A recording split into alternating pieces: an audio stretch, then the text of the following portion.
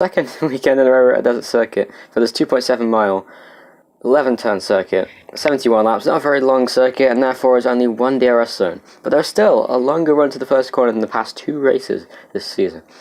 The first sector is rather short, only 3 corners to navigate in the first sector, but then very short in the second sector, pretty much just 2 corners, and for these cars, 1 corner.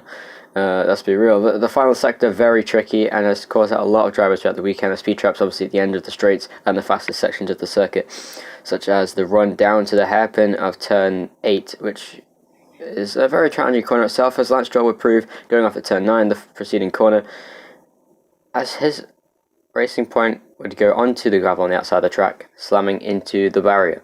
George Russell would have a similar issue later in the session, slamming into the wall at the penultimate corner at the final chicane at turn 10.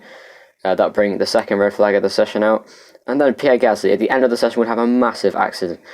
Oversteer in turn 1 would prove that you cannot go close to flat out of the first corner. It is a very challenging corner to get right, as he'd slam head on into the concrete, damaging the side pod and both of the right side suspension assemblies. The front wing come up and so would the rear wing.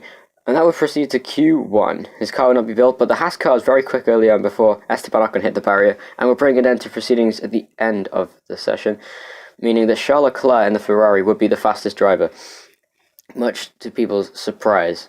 Kimi Räikkönen would then have an accident himself, flying over the sand dunes of the circuit after a big kick of oversteer at the exit of the turn 4 hairpin, would go over the hills at turn 5, breaking the rear right suspension and ending his qualifying session. He ended up managed to make Q3, which didn't have much action other than the fantastic pole lap by Lewis Hamilton, beautifully connected, and would really prove his worth. 10th of a second, though, over second place Valtteri Bottas. Look at the starting grid now. Hamilton on pole, Bottas in second place. Then it's Verstappen and Albon just behind.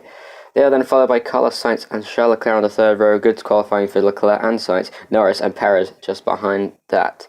Then Lance Stroll and Daniel Ricciardo round out the top 10. What was a very competitive final qualifying session. Vettel and Raikkonen just missing out in Q3, with Danny Kvyat and Kevin Magnussen just behind that. Grosjean and Russell would be on the row just afterwards. Then Esteban Ocon and Giovinazzi, obviously Ocon having a crash in Q1 would not help him at all. Gasly could not get his car repaired. You're watching AF1 qualifying highlights from Romcorian with the practice highlights as well, and I hope you enjoyed.